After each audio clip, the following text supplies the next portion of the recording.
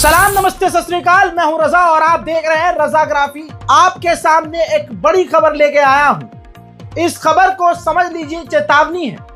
आज ये दिखाऊंगा हिंदू समाज के जुड़े हुए जहरीले लोग किस तरह से मोहम्मद जुबैर और MIM के नेता डॉक्टर शोएब जमाई की जान के प्यासे हो चुके हैं और कैमरे के सामने दिल्ली में खड़े होकर दिल्ली पुलिस के मुंह पर पैर रखकर ये हिंदुओं को ही गरियाते हुए भड़का रहे हैं और कह रहे हैं कि गोपाल वर्मा के लिए और गोपाल फलाना के लिए तुमने कुछ नहीं किया।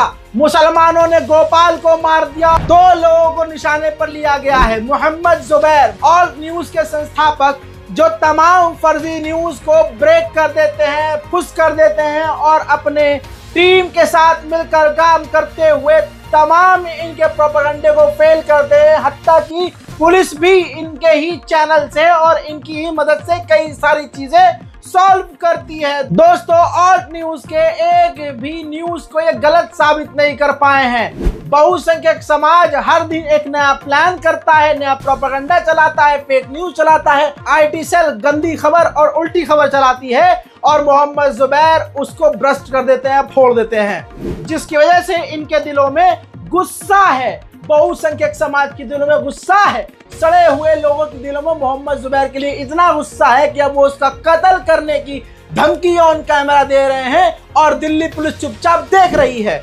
दूसरी तरफ डॉक्टर शोएब जमाई को जान से मारने की धमकी इसलिए दी गई है कि दक्ष चौधरी ये आतंकवादी जो हर मुद्दे पर मुसलमानों को मारने के लिए सड़क पर निकल आता है। अभी कुछ ही वक्त पहले बांग्लादेशी मुसलमानों के नाम पर दिल्ली के शास्त्रीपाठ के इलाके में गरीब मुसलमानों को इसने मार मार कर अधमरा कर दिया और भीड़ के साथ मिलकर इसने हमला करवाया था, जिसके बाद सारे मुसलमान तो खामोश रहे, बड़े बड़े नेता खामोश रहे, सब चुगली बहन के ताता थैया करते रहे।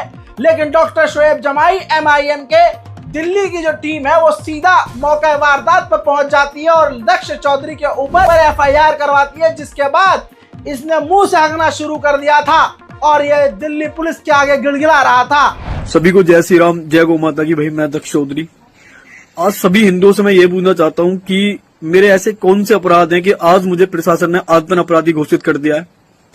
देशद्रोही को चाटा मारना मेरा अपराध था, या जो बांग्लादेश के अंदर जो जितने हिंदू परिवारों के साथ प्रताड़ित किया गया, हिंदू बहन बेटों के साथ रेप किया गया, उसके विरोध में आकर अगर यहाँ से भारत के अंदर जो रोहिंग्या मुसलमान रह रहे थे बांग्लादेशी, उनको खदेड़ने का काम जो किया वो क्या एक अपराध था?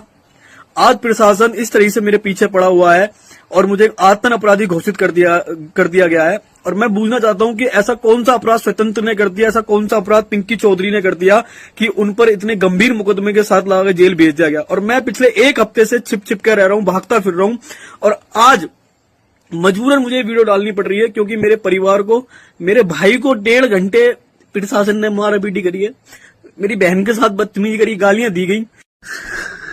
भाई मैं परेशान हो गया हूं भाई, और मैं सबसे यूथ से कहना चाहता हूं कि भाई कोई दक्ष चौधरी मत बनना, क्योंकि भाई ये सरकार भी किसी की नहीं है। दबा देंगे, ना कोई संगठन साथ देगा ना कोई हिंदुत्व साथ देगा भाई, क्योंकि आज स्वतंत्र जेल के अंदर है। मैं पिछले 1 हफ्ते से भागता फिर रहा हूँ, छिपता फिर रहा हूँ और अब मजबूरन मैं अपनी अरेस्टिंग देने के लिए तैयार हूँ दिल्ली पुलिस को।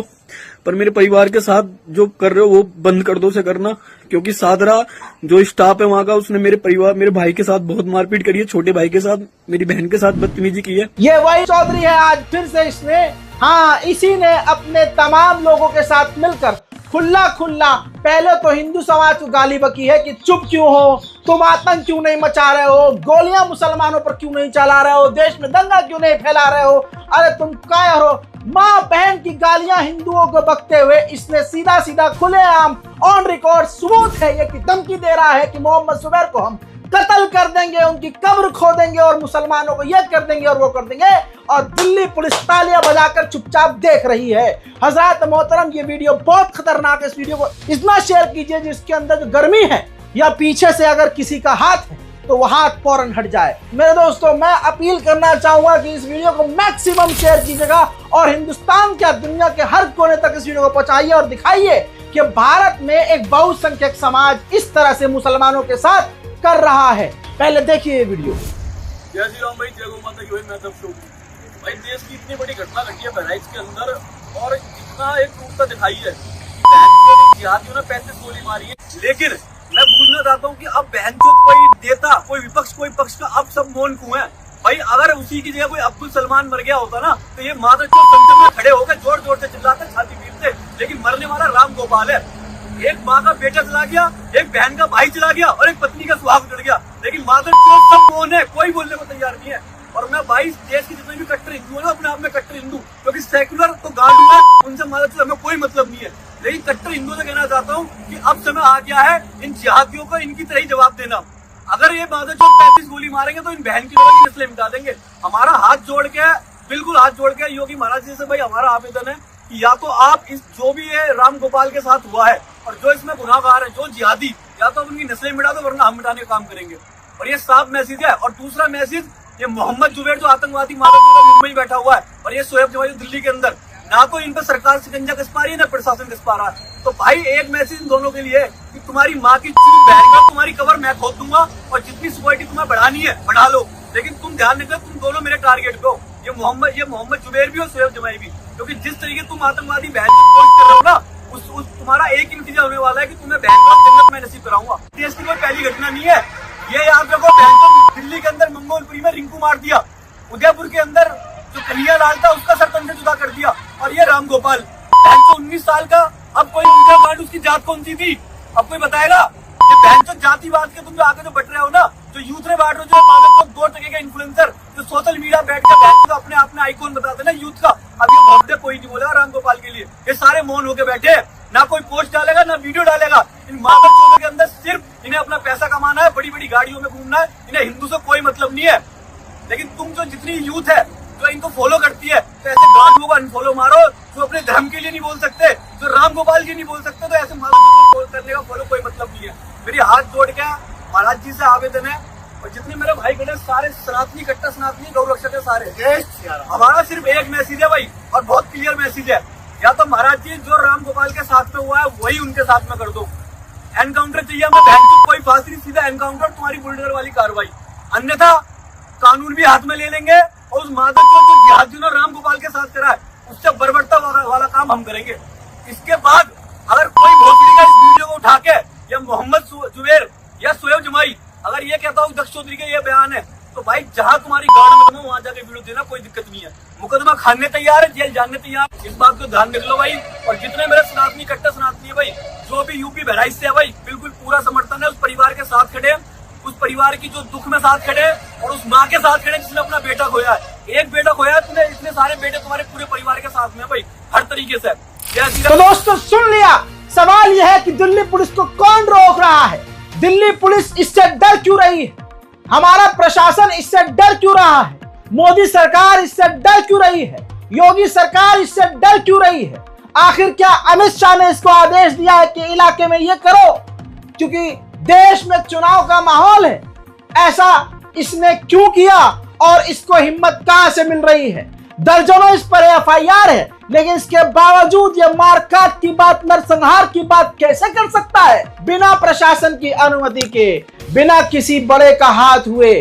आइए दोस्तों अब फैक्ट पर चलते हैं, जिसका नाम लेकर, जिस इंसिडेंट का नाम लेकर यह हिंदुओं को भड़का रहा है और मुसलमानों को गालियां बक रहा है। बहराइच पुलिस क्या कह रही है, देखिए। बहराइच पुलिस का बयान है कि दिनांक 13/10/24 को कस्बा महाराजगंज थाना हरदी जनपद बहराइच में घटित घटना में एक हिंदू व्यक्ति की हत्या के संबंध में सोशल मीडिया पे सांप्रदायिक सौहार्द को बिगाड़ने के उद्देश्य से भ्रामक सूचना जैसे मृतक को करंट लगाना, तलवार से मारना और नाखून उखाड़ना आदि बातें फैलाई जा रही हैं, जिसमें कोई सच्चाई नहीं है। पोस्टमार्टम में मृत्यु का कारण गोली लगने से होना पाया गया है। इस घटना में एक व्यक्ति अतिरिक्त अन्य किसी की मृत्यु नहीं हुई है। अंततः सभी से अनुरोध है, सांप्रदायिक सौहार्द बनाए रखने के लिए अफवाहों पर ध्यान न दें व भ्रामक सूचनाओं को प्रसारित न करें। सोशल मीडिया सेल जनपद बहराइच, यानी समझ लीजिए सिर्फ उस बेचारे को गोली लगी, जो कि गलत है। हम उसका विरोध करते हैं, जिसने गोली चलाई उसको सजाए मौत मिलनी चाहिए, हम मांग करते हैं। लेकिन अपने में सवाल आज ये है कि जो चीज हुई नहीं है उसमें मसाला मिर्च लगाकर आज इस तरह के हिंदू समुदाय के लाखों लोग सड़कों पर हैं। अभी तो एक बंदे को पेश किया है, वो भी इसलिए क्योंकि ये भारत की राजधानी दिल्ली में है और दिल्ली पुलिस के बीचों बीच है। दिल्ली पुलिस की पकड़ से दूर नहीं है, लेकिन ये भीड़ के साथ खड़ा होकर हिंदुओं को भी गाली बकता है और मुसलमानों को भी।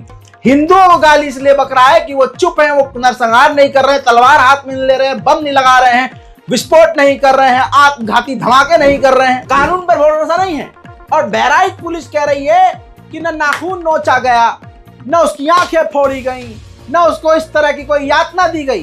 कुल मिला के एक बहुसंख्यक समाज का हिंदू बेचारा मारा गया जो नहीं मारा जाना चाहिए था। उसकी मौत पर दंगे का खेल रचा जा रहा है और शासन प्रशासन चुपचाप देख रहा है। शेयर कीजिए मैक्सिमम इस वीडियो को। जय हिंद।